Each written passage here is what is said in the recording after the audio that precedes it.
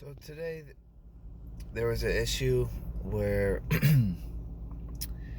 I had gotten up kind of late at night. I was kind of not sleeping and I was just like anxious. So I went outside and I saw this older guy, one of the older gentlemen at the house. He's an overseer, and he was like upset and frustrated and kind of complaining about the fact that he was like an overseer and he had to deal with the other people and telling them what to do and making them follow the rules. And he was complaining about that and acting like it was such a burden. So I went and I told him that he didn't have to be an overseer. He could step down. It was an optional job. So like all that stress that he would seem to be having, he could just not be an overseer and it would be okay.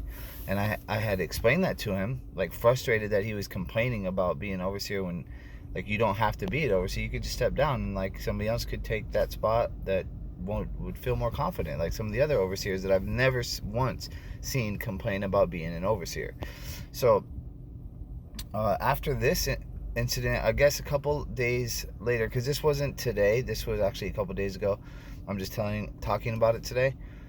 And so after that incident, a couple days later, I get called into like the director's office, and he says that after they went to the main church in Yucaipa office, went and like had some kind of meeting, which they usually do.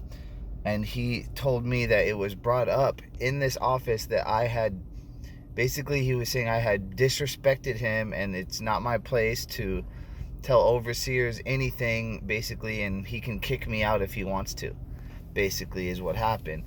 And I was like caught off guard with this and thought that this wasn't even an issue really. I was just explaining to him that like he didn't have to be overseer, so why are you complaining? You could just not be an overseer.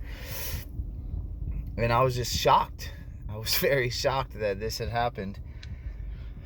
That basically I don't know what the objective of him telling on me. Basically he told on me and brought it up as an issue that I was disrespectful to him for telling him basically the way it was. And when I've been told many times, if I complained about like rent going up or like the leadership not keeping their word, which they told me, like if I complain about that, they always just tell me, oh, I can leave or I can, get kicked out or whatever. So it was very shocking that I just simply told him the way it was. And they threatened me kind of in a weird way, like basically saying that if I do it again, I'm going to get kicked out, which I wasn't even, when I did it, I wasn't meaning it in a disrespectful way. I was just like, well, if you're complaining about it, don't do it. And it was kind of awkward. But yeah, that's what's going on at the Set Free Homeless Shelter, Christian Men's Home.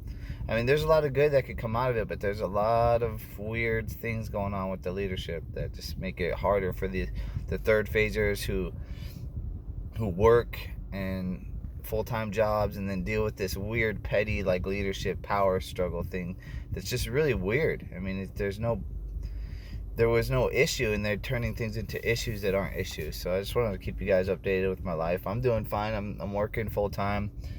I just got my car. Just paying rent, just hanging out with the guys, trying to be participant in the program as much as possible, and just fellowshipping with the other Christians at the home. But the leadership kind of almost makes it so hard for the third phasers to just like be a part of it, when they just like seem to like anytime you try to do the right thing or you try to voice your opinion, they just want to like squash you. And basically there is no freedom of speech. It's more of like a tyranny. It's very intimidating for those who like need somewhere to stay and they're paying, well, technically it's not rent, it's a donation. They do that kind of a weird way. But I'm gonna post this video like once I have a different place to live, because this one's kind of edgy. So that's it. That's what's going on in my life. All right, guys.